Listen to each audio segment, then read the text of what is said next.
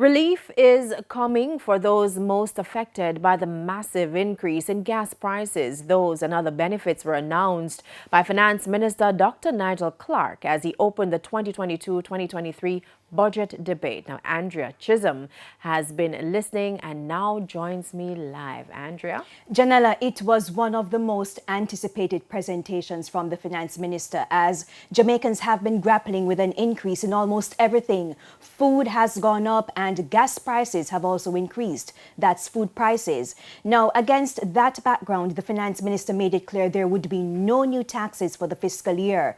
Emphasis instead will be placed on growth and relief for the most vulnerable.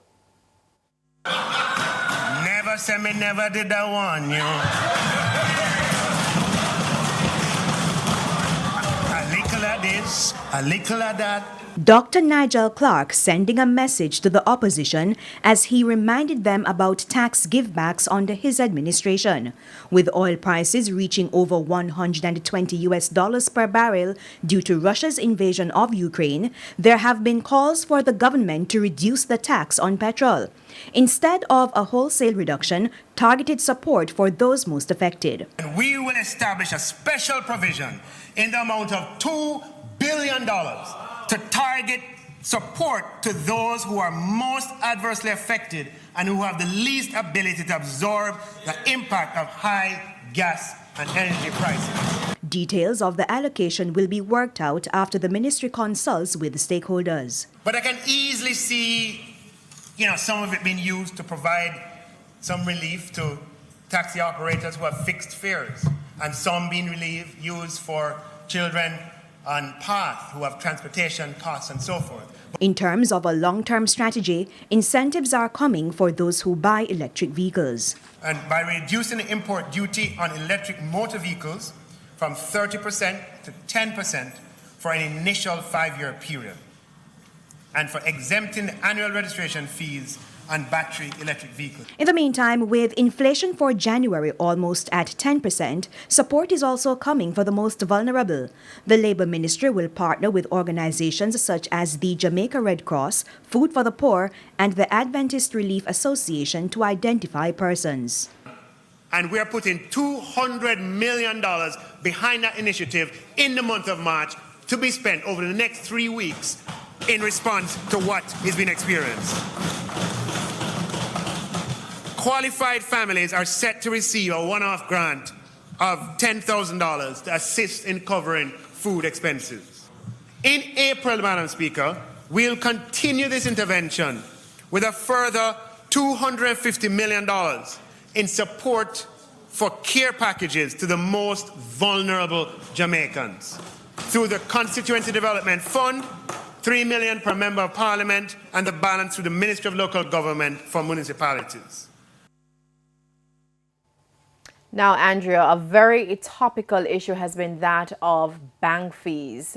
We know that there was outrage across the country when some banks increased their fees. What did the minister say on that issue? Well, Janella, in his budget presentation, Dr. Clark made it clear that the government is not seeking to tell the banks how to run their business in terms of telling them which fees to impose. But he promised to roll back the asset tax on financial institutions so they can pass on those savings to customers. Until then, he's hoping that Jamaicans will get more into the formal banking system by offering money to those who open specific accounts. Now, those accounts are called KYC accounts, Know Your Customers, and they have less risk and they also allow persons to pay lower fees. Let's hear it.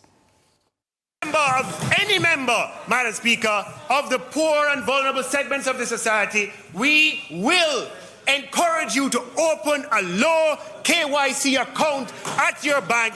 And if you do it, we will deposit $2,500 in that account for the first 100,000 low KYC accounts. We're giving you freedom and we're giving you choice. Open the bank account, get your $2,500 and pay no bank fees, Madam Speaker.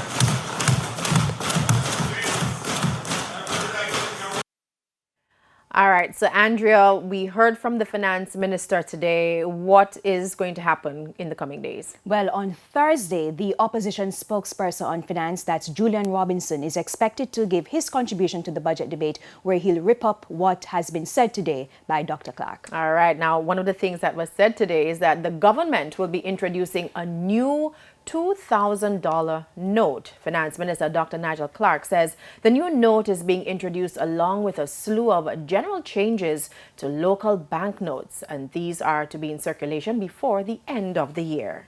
Technical studies have shown the need for the introduction of a currency denomination between the $1,000 note and the $5,000 note. So the Bank of Jamaica has been engaged in an upgrade refreshing of the banknotes to introduce a new $2,000 denomination, provide cost savings through increased durability of the banknotes, enhance security of the banknotes to reduce the risk of counterfeiting, enhance the banknote features to meet the needs of the visually impaired, and to ensure that the color and other distinctions among banknotes of different denominations is clear.